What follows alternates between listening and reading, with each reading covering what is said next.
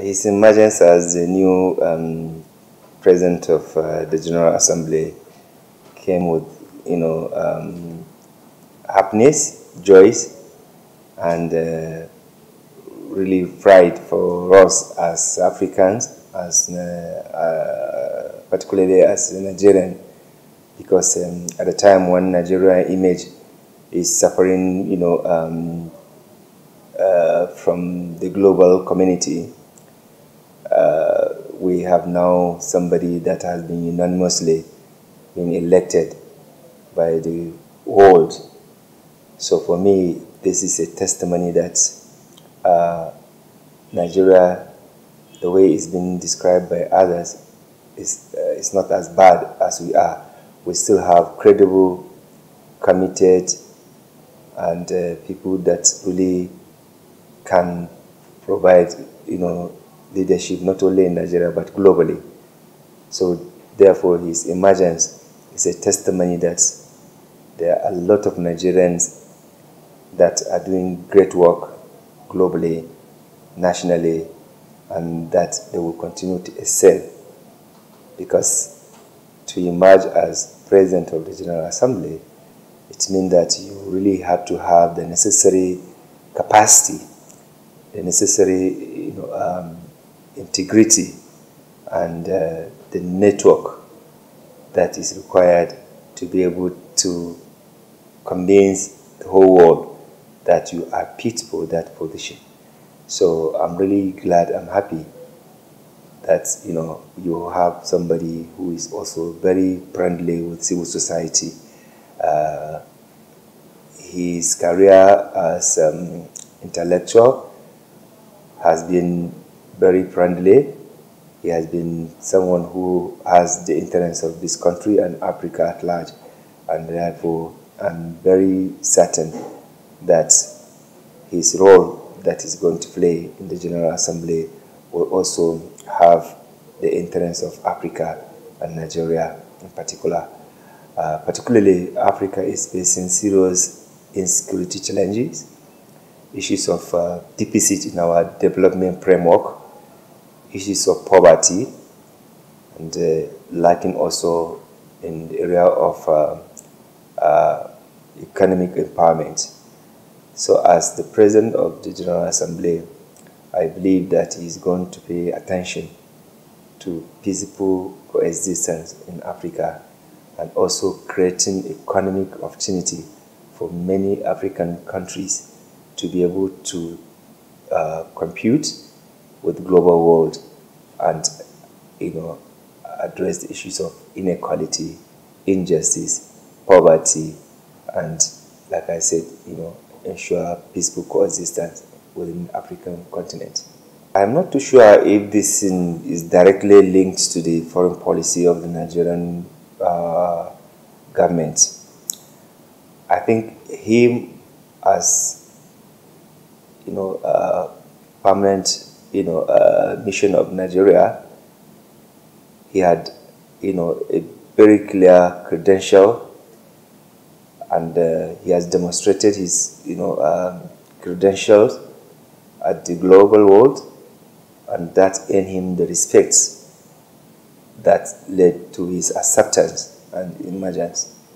Although he was presented as a Nigerian candidate, but I think also that has to do with his also personal qualities, personal capacity and integrity, as well as capital network, particularly working with also both diplomatic community and non-state actors like civil society. I think that's what earned him this position. Incidentally, Professor Tijani had been working very hard to support the implementation of Sustainable Development Goals, and Lake Chad, is one key very area or issue that is very dear to his heart. As President of the General Assembly, certainly and clearly, I know he's going to pay attention. He's going to pay more emphasis in that respect, and I believe that with already work being done in that regard, he is going to ensure that issues of Lake Chad, issues of insecurity, in Africa, as well as poverty, that is rampaging the region, will be given attention. But particularly, issue of ensuring that, sustainable development goal implementation and financing is actually a key issue in Africa. I think Nigeria is lucky to have a Nigerian in that position. In addition to him being there, Amina Mohammed, who is the Deputy General Secretary, is also from Nigeria.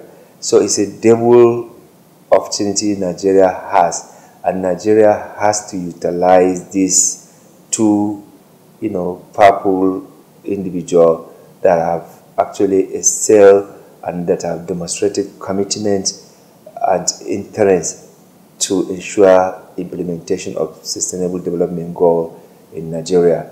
And with the two of them being there, I believe that it is an opportunity for Nigeria to harness its resources, its effort to ensure that all the deficit we have in our developmental effort are actually addressed.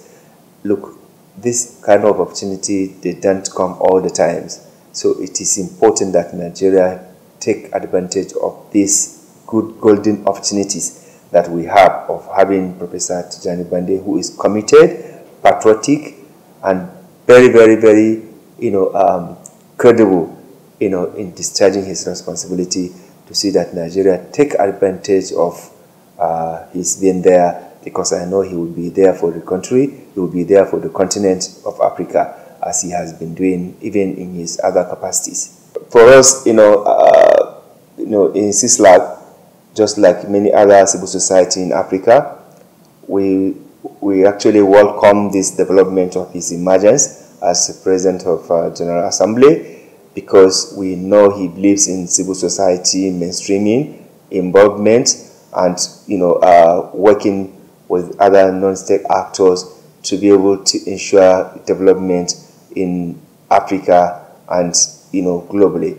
So his election is going to widen up, and give more space for civil society involvement in the United Nations discourse, because many civil society organizations will be happy to key in and support the efforts of his agenda, which is really basically about development, peace and security, and of course sustainable, implementation of sustainable development goal. So civil society, CISLAC, and many other civil society in the world will definitely support his effort to see that he succeed. As a matter of fact, CISLAC is organizing a side event during the High Political Forum in July to present, yet another report on Goal 16 of the SDG, and bringing in also other countries, like Mexico, Argentina, other African countries. CISLAC, along together with other Transparency International chapters, are putting together this event in New York. So we would definitely work together with the President of the General Assembly to ensure that sustainable development goal is kept on the agenda.